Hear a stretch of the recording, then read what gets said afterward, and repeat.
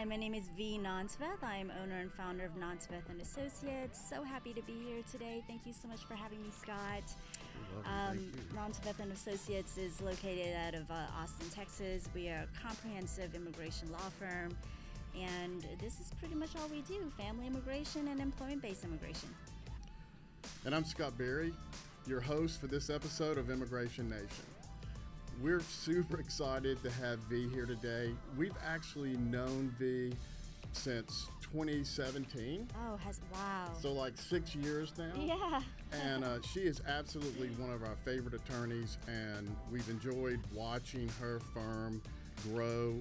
It was small when we first met you, and your success has just been inspiring as the firm has doubled in size and probably doubled again. And you're serving so many people in the Texas and now national space that, it's just an honor to have you here. Vi, thank you. Thank you.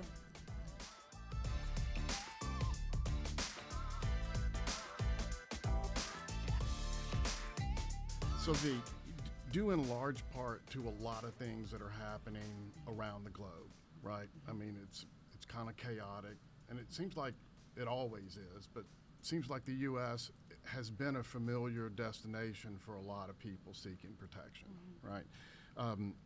So legal solutions have been in place for quite a while, right? Like, we anticipate that people will continue to come to the U.S. asking for protection, right? The key is recognizing how to guide them, to the right solution. And one of those solutions is parole in place. Correct. It's got kind of a weird name, right? So you should probably explain what it really is and how it gets used. So what is parole in place? Parole in place is just like it sounds. You are paroled basically in the place that you stand. So let's just say if you came to the United States and you did come here illegally, or even if you came but maybe you overstayed and there aren't any options for you. This is possibly one option, and military parole in place, which I think is honestly, one of the best programs that our government could have implemented. It's just, the military holds a little special place in my heart. Yeah, certainly. And we can discuss that later if we want to, but what's good about it is that as if, these brave men and women that serve in our military, they already have to worry so much about everything else, and they're stressed. They are saving the world, basically. Yeah, risking their lives. And the last thing they need to worry about is whether or not their loved one is going to get deported. So what I mean when I say this is such a great program is that to be implemented for them and their families is that right there. So that's one less thing they need to worry about. So if someone has like a loved one or a spouse, family member that has some immigration issues, parole in place is something that might apply to them. Possibly, right? Yes. So who can apply for the program? To be specific, so let's say you're you're in the military, whichever branch, it could also be the Reserve, it could be the National Guard. You can also be a veteran and active duty. You can also be honorably discharged. Okay. So as the family member that would be considered petitioning, those are the categories. Now, for the person that you're filing for, that could be your spouse, that can be your children, or your parents. Okay. And now, of course, our military, they're U.S. citizens that are serving. That could be anywhere in the United States? Anywhere in the United States. Okay. As a matter of fact, widowers of those who have served can also possibly be eligible for this as well. And as long as you meet those requirements there, that's kind of where we start. Well, what happens if there's already like removal, proceedings in place, anything related to deportation, and like it's actively happening? Is it too late for them to reach out to you? Absolutely not. Not too late. As long as they don't have any other major inadmissibility issues. So in other words, if you have multiple entries, illegal entries, and things like that. But what we would normally do is that if you are currently in deportation proceedings or removal proceedings, we would have a whole packet together ready to go to prove that you qualify for this military parole in place, along with a petition for alien relative that they would file, and then we would request that the case be terminated in court. Because technically, Department of Homeland Security, when you get to the court portion of this, they don't have jurisdiction over that.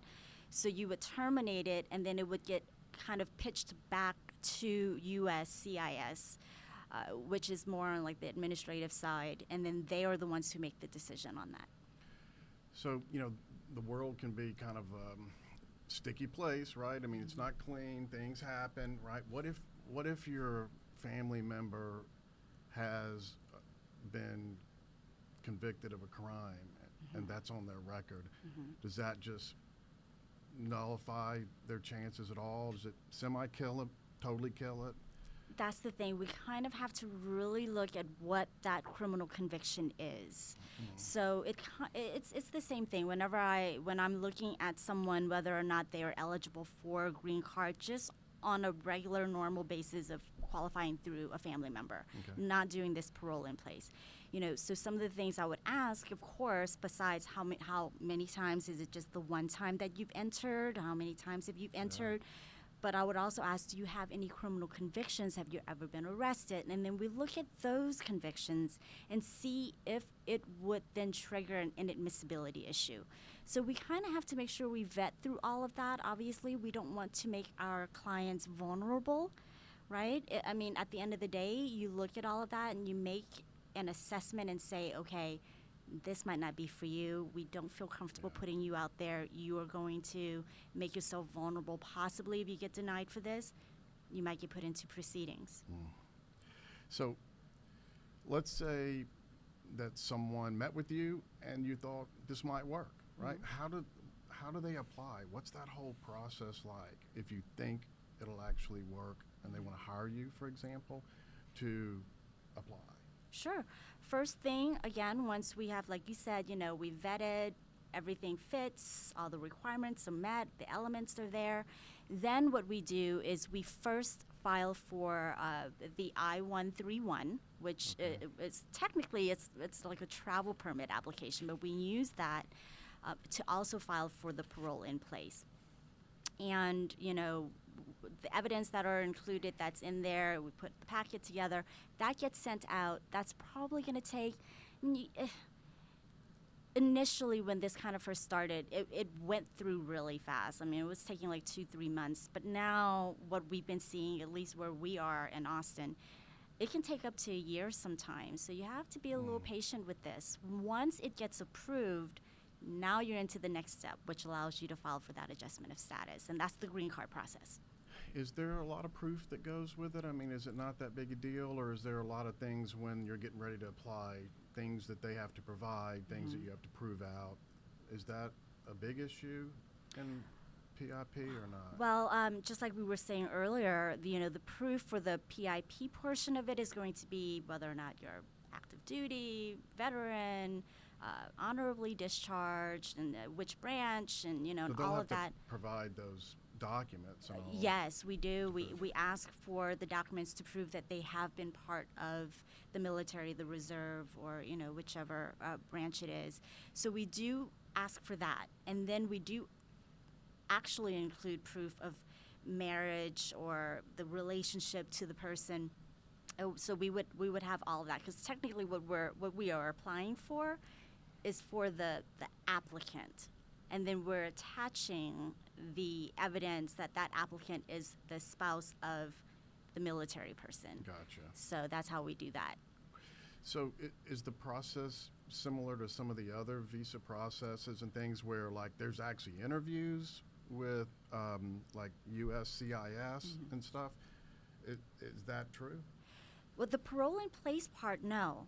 The parole in place that we have filed, they just kind of, we get that filed, the decision is made, we get the approval back, Now we take that and then now we move to the next step, which is the adjustment of status step. Wow. That is the process for the green card portion of it. And in that step, yes, there would be an interview there. So as long as you get approval back, then you can move right into an adjustment of status Pretty and much. pursue the green card. Yes. Now, it's not guaranteed. No. Right, that they'll get it. Some get it and some don't. So again, even though we vet all of this, but things can happen, right? Sometimes in the middle of this, while everything's pending, what if this person does get arrested? What if something else does happen? What if all of a sudden they let us know, oh, FYI, in the initial meeting I had with you, I forgot to tell you this. And that happens. And that right? 'Cause happens. people don't want to just come clean and have you give up on them. Exactly, exactly.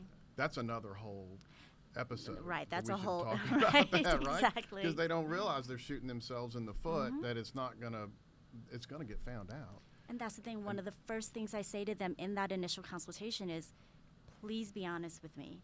Because, there's always possibilities of us getting this fixed prior to putting anything out there. Or I'm just going to be very transparent and straight up with you and let you know you can't do this. Or you're going to make yourself vulnerable to Waste deportation. a lot of time, Money. make yourself vulnerable. Money. Yes. Exactly.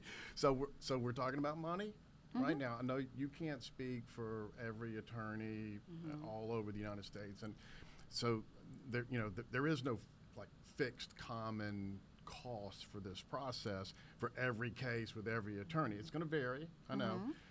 Can you give our listeners just a little bit of a range of what it might cost to do the program? Sure. You're probably looking, for us, the PIP, we charge $1,695 to just do that portion of it. And then once that gets approved, then we go ahead and do the adjustment of status.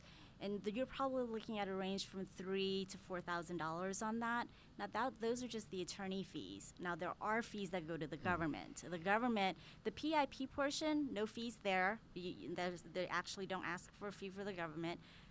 On the green card process is where the fees come in. And you're looking right now, and of course, these fees change every so often. But right now, as we speak, you're looking at about $535 and $1,225. And that's if you go through the entire process. Correct. And make it through there. So, so you mentioned earlier that this program was special to you, and I think you've got a little bit of a story behind that. Would you mind sharing that with us? Sure. So just briefly, I don't really talk about this all that much, but I myself am a refugee from Laos. My family and I were escaping communism at that time. And we were able to get out of there, and the U.S. military played an instrumental role in saving my family. And so I think maybe somewhere kind of, ingrained in the back of my head, I probably saw, remember as a young child, the military uniform or, something like that that's now been ingrained in me. And the history, how it happened. Yes. And, Mom and Dad doesn't really go into too much with it. I'm sure there's a lot of very hard spots there for them to bring back up. But I do know that, any time military does meet with us, it's just one of those things that I have a soft spot for because honestly, coming to the U.S., being able to come here as refugees, being able to be given the opportunity to be a part of what back home we knew as the promised land.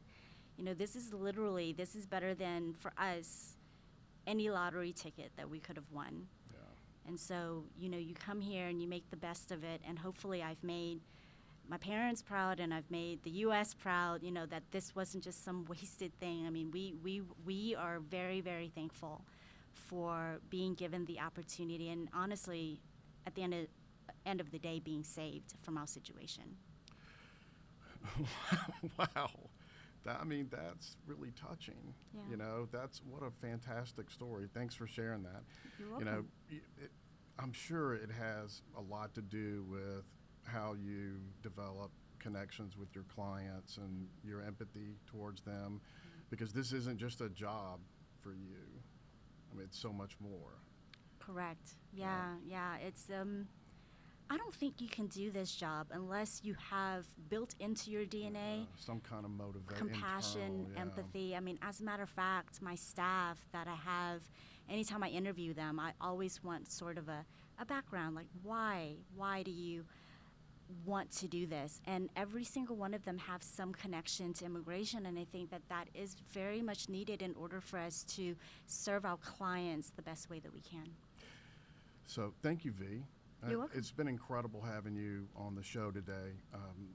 V, again, an immigration attorney out of Austin, Texas, one of the top, and also expanding, and you have a lot of clients in Texas and outside of Texas That's as well. right. So, and you have an incredible firm that has grown since we met you.